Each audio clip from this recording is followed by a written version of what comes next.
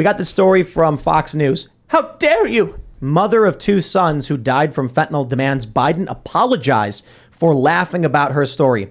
Don't be a coward, do something, Kiesling said in response to President Biden. So here's the story. This woman had 2 of her sons die in summer of 2020. They took some pills they thought were Percocet. They were laced with fentanyl. They died. She's very upset about it. And the drugs apparently came over the southern border, a problem for which Donald Trump was trying to solve and actually campaigned on solving in 2015, a problem that existed under the Obama-Biden administration. So Marjorie Taylor Greene interviews this woman.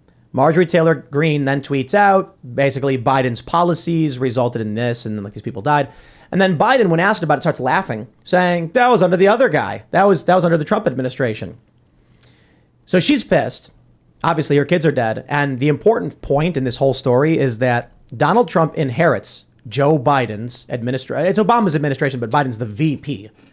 Trump, he's campaigning in 2015 like, we got to secure the border. We got to stop the drug cartels. What happens? The media calls him racist. Okay, the Biden administration comes back in after the fact. The border collapses. They claimed when Donald Trump was desperately trying to get funding to build the wall that he was racist and they shouldn't do it. And it wouldn't work anyway. So here you have Joe Biden laughing that these 2 kids who died while Trump was president, despite the fact that Trump was trying to fix the problem. So I imagine it like this. Joe Biden and Barack Obama are in charge of the fire department when a bunch of fires erupt and they don't do anything about it. And then Donald Trump says, give me the fire hose and I'll put the fire out.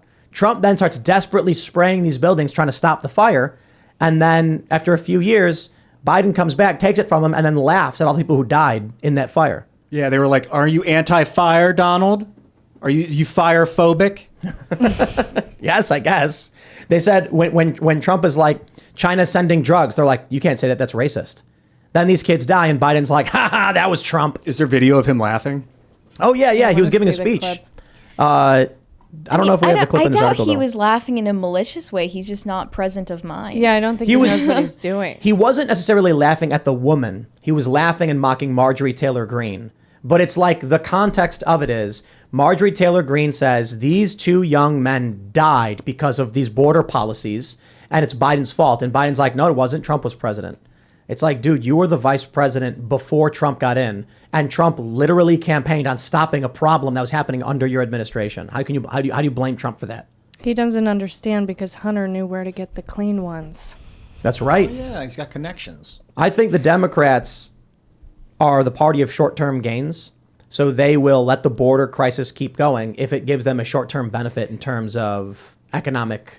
Puffing but about then he gives numbers. his State of the Union address and says, well, we got to fix the crisis at the border. We had over 70,000 fentanyl deaths. As if he actually cares when they're the ones creating this problem and throwing gasoline on the dumpster fire at the border. But he did say that at the State of the Union. He pretended to care, at least for a moment. Can I just, Someone else wrote that, though.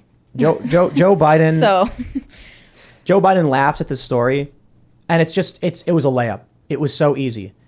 Someone could have come to him and said, we got a really, really great opportunity to boost your approval rating. It's really, really great. This Marjorie Taylor Greene is talking to this mother whose children died because of the border crisis. There's a perfect opportunity for you to win some points. All you got to do is say, I'm so sorry to hear about what happened to your children. Trust me when I say I will do whatever it takes to seek justice and make sure we end the fentanyl crisis. We are working very hard. I'm sorry we let you down, but trust me, we'll get the job done. Couldn't he just do that? Like, does he have anybody? Don't even have to mean it. No, I know. That's what I'm saying. Like, just give us some empty platitudes about trust me, we're working hard. No, he laughed. You don't even need a plan. Nothing. But look, here's a guy who took a secret trip to Ukraine with $500 million while the East Palestine crisis was happening and there's toxic chemicals spilling. And he's just like, well, better go to Ukraine. That's what matters, to me, I guess. So I'm just kind of bummed. Yeah, I want to insult him. Yeah, I don't think it's an insult. Come on, he's a bit of a prick. I'm going to call him a dismissive prick is what I want to call him. Okay. But like, I've seen him just be like, laugh and dismiss people. Like, oh, come on. Matt Walsh would be proud. And like, he just laughed and did the whole dismissive thing on Marjorie which is what this sounds like, is like that's the laughing and dismissal kind of thing. I've seen him do it to people that are like, hey, like people, his constituents yelling at him when he was on the campaign trail. I remember him get up in a guy's face one time. He called him fat, didn't he? And he challenged him to a push-up contest. Wait, who? Biden? Joe did? Biden, yeah. He's always like, He challenged him to a push-up contest. He got in that guy's face and called him fat. You know what's funny is that Trump's actually been doing better at, one of the things about Trump that I know a lot of people liked, but a lot of people who voted for him really didn't like, was his brash attitude.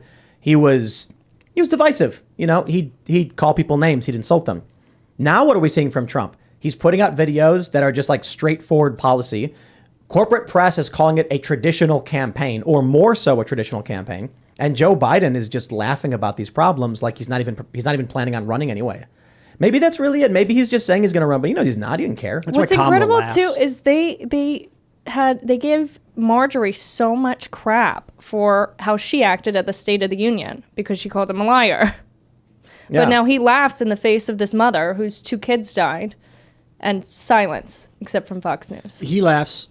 Hillary Clinton laughs wickedly. Kamala Harris laughs like an idiot. Like Hillary Clinton laughs wickedly because she's wicked. Joe Biden laughs because he is demented. demented. And none of those laughs are because of There's a funny big stuff. difference. Like none of it's because like a joke was told and they're laughing in response. Like No, Kamala yeah. Harris. Oh will my just be gosh, like, Kamala Harris's laugh is the most witchy laugh I've ever heard. It starts off deep. Did you see the girl did the Kamala Harris impression? She's like, no, it starts off deep. Like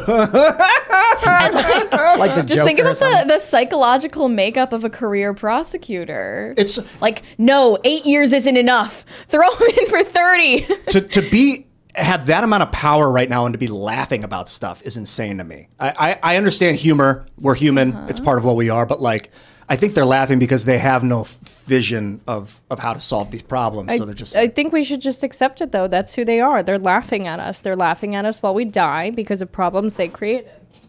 That's who they are. Oh, your mic. What was that? That might have been your we go. mic popped Oh. out. Yeah. What were you saying? Say it one more time.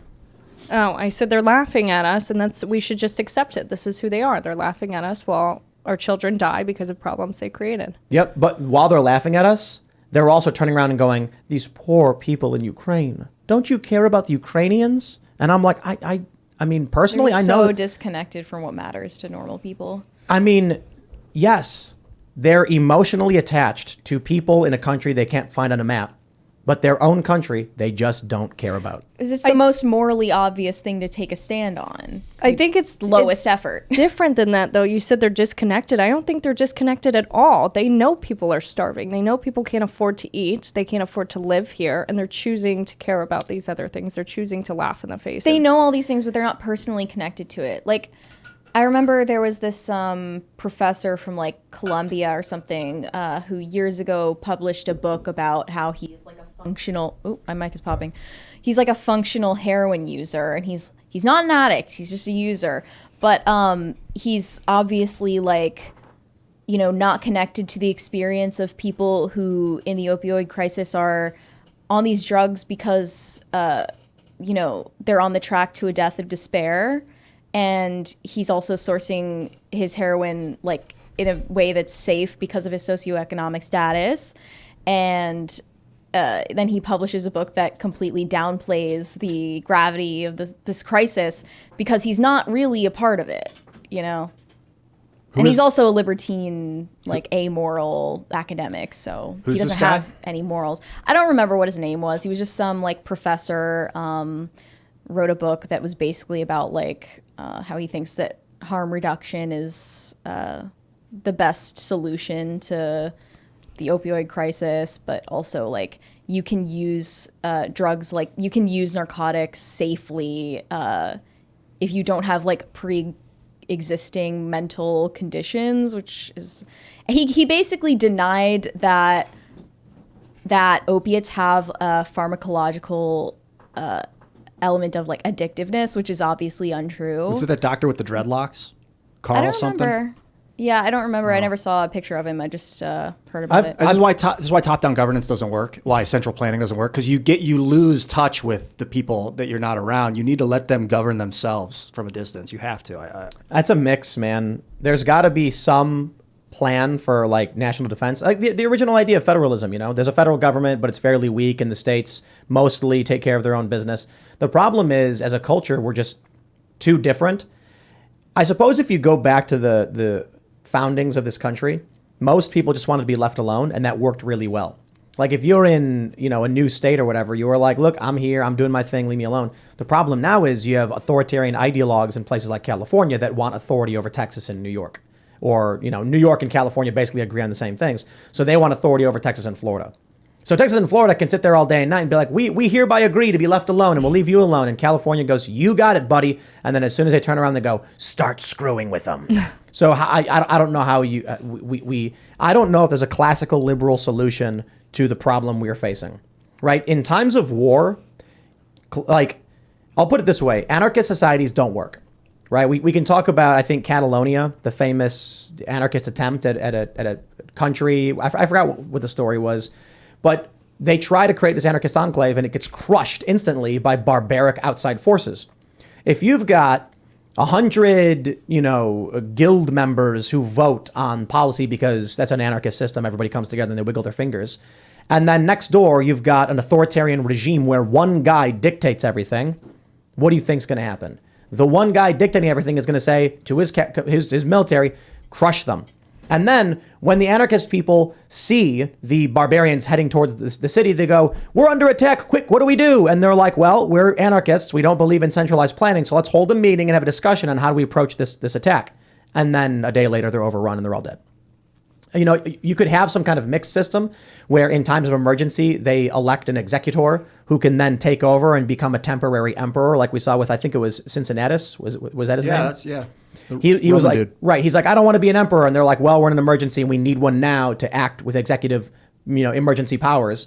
And then after 2 weeks, he was like, all right, I'm a farmer again. I don't want to do this. And it's like an epic story. But the issue is, in times of crisis and emergency, we fall into executive decision making. We don't just sit back and say, let's vote on it. So right now, as we're dealing with a cult, ideological, authoritarian and terroristic regime, there is no passive voting your way out of a conflict with these people. They're firebombing buildings. They're sterilizing kids. Vote like there is no peaceful, let's all come together and have a decision. No, it's going to be, for now, I think the solution is probably hard legislation and law enforcement.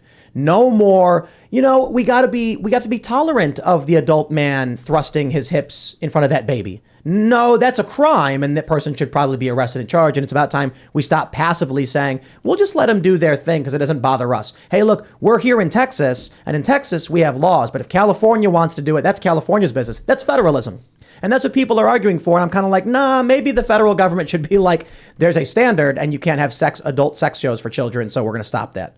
But too many conservatives are telling me that civil war is it can't happen. The country would be crushed. China would take over. Fair point. I agree. And then they say federalism is the answer. Let the states do what they want. And I'm like, why? So California can start having sex shows for kids? Like, they've been doing that. They're doing it in Texas. I don't see a classical liberal solution to this. There's going to have to be a centralized baseline morality that we all agree on.